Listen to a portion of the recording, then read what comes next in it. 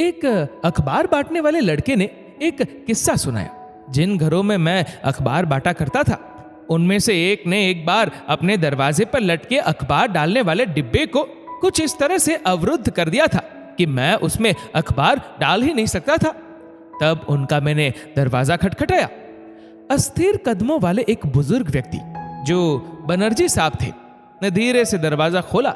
मैंने पूछा, सर, आपने बॉक्स के छेद को क्यों अवरुद्ध कर दिया है? तो उन्होंने जवाब दिया, मैंने जानबूझकर ऐसा किया है।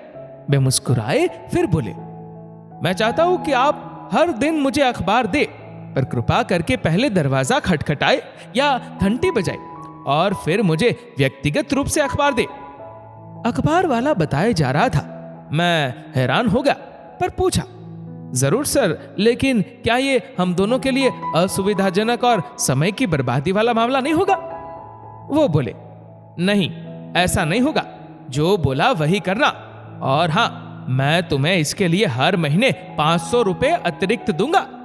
विनती भरी अभिव्यक्ति के साथ उन्होंने कहा, अगर कभी ऐसा दिन आए जब आप दरवाजा खटखटाए और मैं न खोलूं, तो कृपया पुलिस को बुला लेना। मैं चौंक गया। मैंने पूछा, क्यों? उन्होंने उत्तर दिया, मेरी पत्नी का निधन हो चुका है, मेरा बेटा विदेश में रहता है और मैं यहां अकेला रहता हूं। कौन जानता है कि कब मेरा समय आ जाए। उस पल मैंने उस बूढ़े आदमी की धुंधली आंखों को नम होते देखा। उन्होंने आगे कहा, मैंने कभी तुम्हारा अखबार नहीं पढ़ा। मैं सिर्फ दरवाजा खटखटाने या दरवाजे की घंटी बजने की आवाज सुनने के लिए तुमसे अखबार लेता हूं, एक परिचित चेहरा देखने और कुछ शब्दों और खुशियों का आदान प्रदान करने के लिए। उसने हाथ जोड़कर कहा, बेटे, कृपया मुझ पर एक एहसान करना। ये मेरे बेटे का विदेशी फोन नंबर है।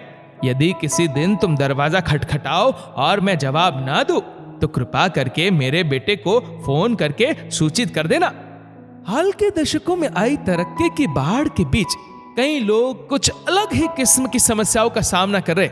ऐसे में अपने परिचित अकेले रह रहे इस तरह के बुजुर्गों के साथ व्हाट्सएप पर अभिवादन का आदान प्रदान करना भी उनके घर के दरवाजे पर घंटी बजाने से कम नहीं होगा।